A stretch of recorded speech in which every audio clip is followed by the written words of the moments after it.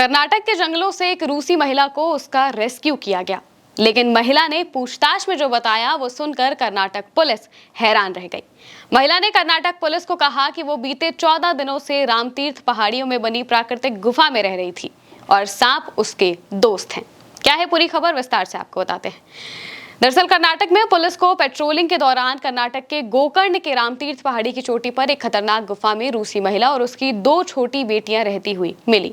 गश्त के दौरान गोकर्ण पुलिस ने जंगल के अंदर एक अस्थायी घर में तीनों को पाया। महिला ने पुलिस को कहा कि वो हिंदू धर्म और आध्यात्म से प्रभावित होकर पहले गोवा और फिर गोकर्ण पहुंची। रूसी महिला की पहचान नीना कुटीना के रूप में हुई है और वो 40 साल की है। नीना ने पुलिस से कहा कि उसे जंगलों से बेहद लगाव है, वो जंगलों में रहकर ध्यान करना पसंद करती है। इसके साथ ही वो भारत छोड़कर अपने देश लौटने को लेकर काफी दुखी भी है।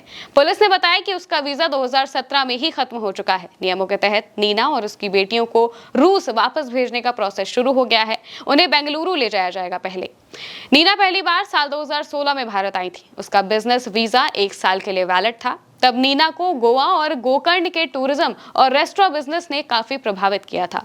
लेकिन जब उसका 17 अप्रैल 2017 को वीजा खत्म हो गया तो उसने अपने देश रूस लौटने के बजाय भारत में ही रहने का फैसला किया। 2018 में उसे एग्जिट परमिट मिला और वो कुछ समय के लिए नेपाल गई, लेकिन फिर जल्द ही भारत लौट आई और कर्नाटक के जंगलों में छिपकर रहने लगी। नीना होटलों में पकड़े जाने की वजह से नहीं रहती थी। उसने खुद को पुलिस से बचाने के लिए जंगलों में छिपकर रहने का ऑप्शन चुना।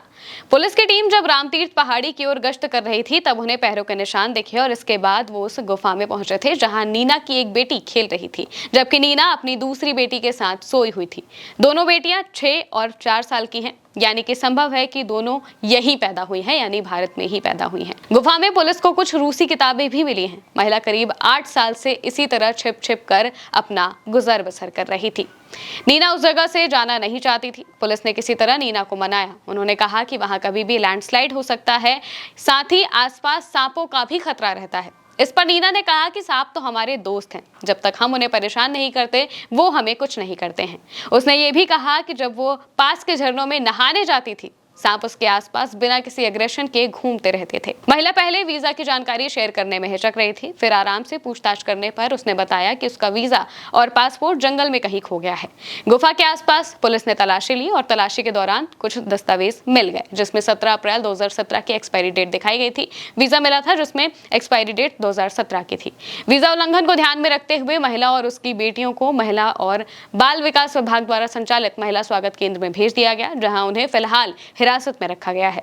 पुलिस अधीक्षक उत्तर कन्नड़ ने महिला और उसके 2 बच्चों को रूस वापस भेजने के लिए बेंगलुरु स्थित विदेशी क्षेत्रीय पंजीकरण कार्यालय यानी कि FRRO के साथ ऑफिशियल कॉरेस्पॉन्डेंस शुरू कर दिया है। परिवार को आगे की कार्रवाई के लिए जल्दी बेंगलुरु में FRRO अधिकारियों के सामने पेश किया जाएगा और इसके बाद हो सकता है कि नीना को वापस रूस भेज दिया जाए। लेकिन हो सकता है कि नीना को लेकर और भी जानकारियां सामने आए, क्योंकि उसके दोनों बच्चे यही के हैं। मतलब कि हो सकता है कि यहाँ की किसी व्यक्ति के साथ उसका संबंध भी हो। अब देखना होगा जांच में क्या कुछ निकलकर सामने आता है। फिलहाल के लिए मेरे साथ इतना ही। आप देखते रहिए उल्टा चश्मा यूसी।